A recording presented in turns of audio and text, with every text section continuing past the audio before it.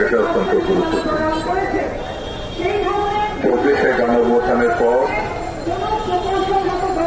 মানুষ স্বাভাবিক কারণে লেগেছিল। স্বৈরাচার খনি লুটেরা শেখ হাসিনার পতন হয়েছে।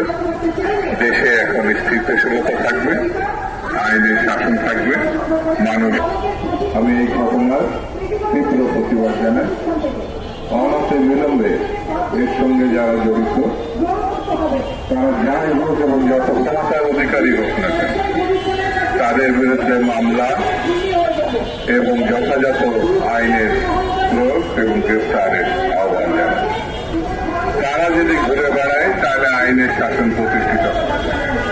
তারা যদি নিরাপদ, যারা এই খুনিদেরকে রক্ষা কাজ করছে, এই খুনিদেরকে মামলার বাইরে রাখবে, তাদের চলাফেরার স্বাধীনতা দিয়েছে। আর যারা 90-এর গণঅভ্যুত্থানে আত্মহত্যা দিয়েছে, কারাগারে গেছে, মামলা খাইছে, তারা আঘাতগ্রস্ত হবে, এটা তো চলতে পারে, এটা কোনোভাবে চলতে পারে।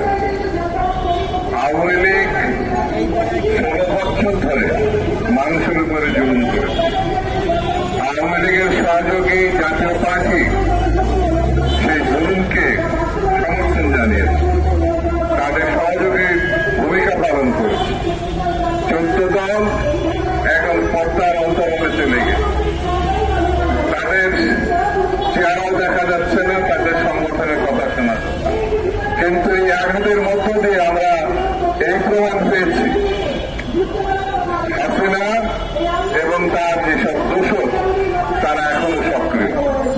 হাসিনার যে ভূমিশিকাময় শাসন আমরা দেখেছি, বাংলাদেশের জনগণের অর্থ লুট করার যে পরিস্থিতি আমরা দেখেছি, সেটা এর আগে গত 16 বছরে যা হয়েছে তার আগে 54 বছরের ভিতরে এই ধরনের লুটপাট, এই ধরনের গণহত্যা, এই ধরনের মর্মান্তিক পরিস্থিতি বাংলাদেশের মানুষ কখনো দেখেন। তাদের যারা সমর্থনকারী, সহযোগী পার্শ্ববর্তী একটি দেশ, যাকে আমরা মনে করি গণতন্ত্রের হত্যাকারের সব থেকে বড় সহযোগী, তারা গণতন্ত্রের নামে বাংলাদেশে গণতন্ত্র হত্যার উৎসাহিত করেছে, গণতন্ত্রকে কবরস্থ করার উৎসাহিত করেছে। সেই শক্তিটার নাম হচ্ছে ভারত। আমরা মনে করি এই ভারত প্রতিবেশী দেশ, বন্ধুর ছলে আমাদের সবকিছু, যেমন পানি আমরা সময় মতো পাই না, যখন পানি পাই সেটা তখন বন্যা আকারে দেখা যায়। কৃষক, শ্রমিক, ক্ষেত খামার, বাড়ি ঘর সব ডুবে যায়। যখন বাঁধ বন্ধ রাখার কথা তখন তারা খুলে দেয়, আর যখন খুলে দেওয়ার কথা তখন তারা এটা বন্ধ রাখে।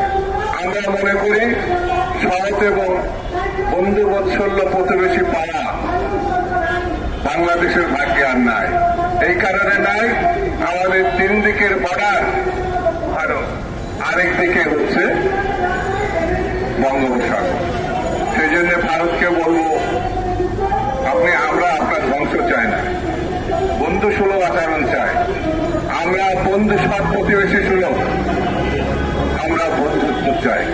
এটি যদি না হয় তাহলে পরে, যেমন দেখেন না, গণতন্ত্রের আকাঙ্ক্ষায় বাংলাদেশ উজ্জীবিত হয়েছিল এবং স্বৈরতন্ত্রের পতন ঘটিয়েছে। ভারত সেই স্বৈরতন্ত্রের শিখণ্ডী, গণহত্যাকারী, লুণ্ঠনকারী শেখ হাসিনাকে ভারতে জায়গা দিয়েছে।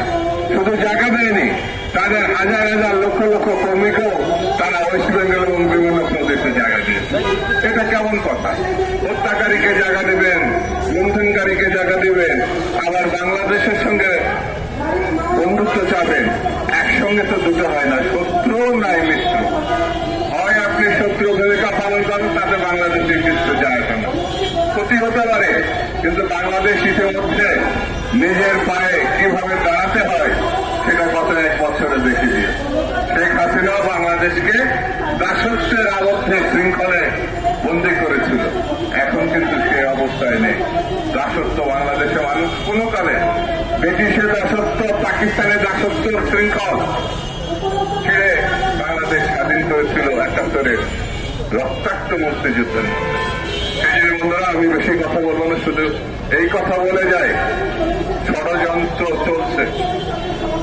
বাংলাদেশকে গণতন্ত্রের বাইরে রাখার ষড়যন্ত্র, বাংলাদেশকে লুণ্ঠনের বাজারে রূপান্তরিত করার ষড়যন্ত্র, বাংলাদেশে যাতে ভালো নির্বাচন না হতে পারে সেই ষড়যন্ত্র, বাংলাদেশে যেন সব থেকে জনপ্রিয় পার্টি বিএনপি ক্ষমতায় আসতে না পারে তার ষড়যন্ত্র, বাংলাদেশের আন্দোলনের শুধু মুকুটহীন সম্রাজ্ঞী বেগম খালেদা জিয়া আপসের নেত্রী, তাকে যাতে ক্ষমতায় তার পার্টি না আসতে পারে, দেশনায়ক জনাব তারেক রহমান বাংলাদেশের প্রধানমন্ত্রী না হতে পারে, নানামুখী ষড়যন্ত্র আছে।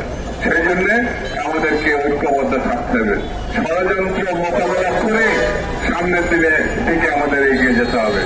সেই সামনের দিকে যাওয়ার আহ্বান জানিয়ে, সবাইকে ঐক্যবদ্ধ থাকার আহ্বান জানিয়ে আমি আমার বক্তব্য শেষ করছি। খুদা হাফেজ। বাংলাদেশ।